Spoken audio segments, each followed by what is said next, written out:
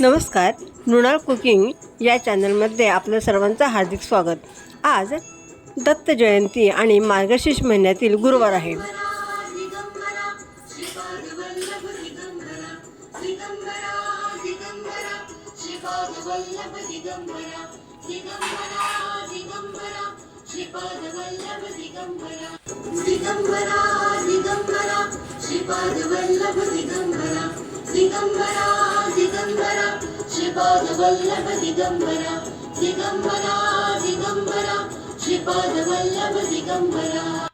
मी आज अननसाचा शिरा करते आहे.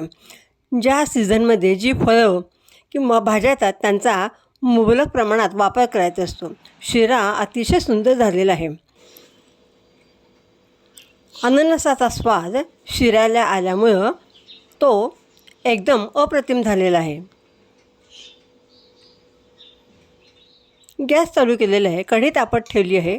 त्याच्यामध्ये 2 चमचे साजूक तूप घालते आहे आणि काजू, बदाम, बेदाणे, पिस्ता हे ड्रायफ्रूट्स मी तळून घेते आहे. हलकासा रंग बदललेला आहे. मी ड्रायफ्रूट्स बाहेर काढून घेतलेले आहेत. त्याच कढईमध्ये मी अजून 2 चमचे साजूक तूप घातले. आणखीन 2 वाट्या बारीक रवा मी त्याच्यामध्ये घालते आहे. रवा तुपामध्ये भाजून घ्यायचा आहे.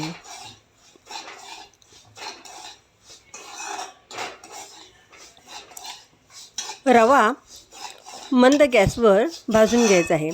जसजसा रवा भाजून होईल तसतसा त्याचा रंग बदलेल, आणखीन सुगंध सुटेल. मी अजून 2 चमचे साजूक तूप घालते आहे. रवा भाजल्याचा वास किचनपेक्षा बाहेरच्या खोलीत जास्त येतो. रवा आपला छान भाजून झाला आहे. रंग पण गुलाबी आलेला आहे. रवा आता मी एका पसरट भांड्यात काढून घेते आहे. दुसरी कढई घेतली आणि ती मी गॅसवर ठेवलेली आहे. त्याच्यामध्ये 2 चमचे साजूक तूप घातले आणि 1.5 कप अननसाचे काप मी करून घेतले ते त्यात घालते आहे. काप मी परतून घेते आहे. त्याच्यामध्ये 2 चमचे साखर घालते आहे म्हणजे काप लवकर शिजतील.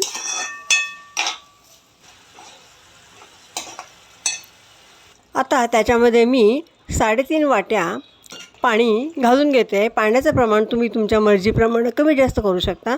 चवीपुरतं मीठ घातले, वेलदोड्याची पूड घातली आहे. आणखीन 7-8 केशराच्या काड्या मी पाण्यामध्ये भिजत टाकल्या होत्या. ते पाणी मी अननसाच्या पाण्यामध्ये घालते आहे.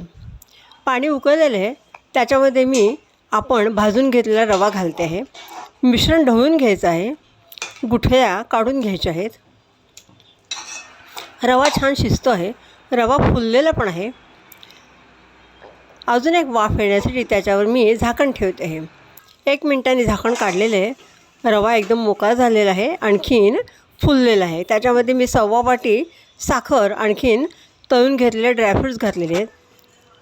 शिरा एकजीव करून घ्यायचा आहे. कलर खूप सुंदर आलेला आहे.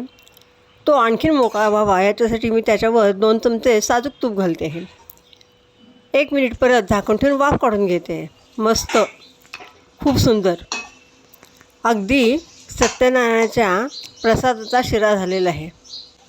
रंग खूप सुंदर आलेला आहे. सुगंध सुटलेला आहे. आता मी तो सर्विंग बाउलमध्ये काढून घेतला आहे. दिसतानाच तो इतका सुंदर झालेला आहे तर त्याची चव किती असेल छान.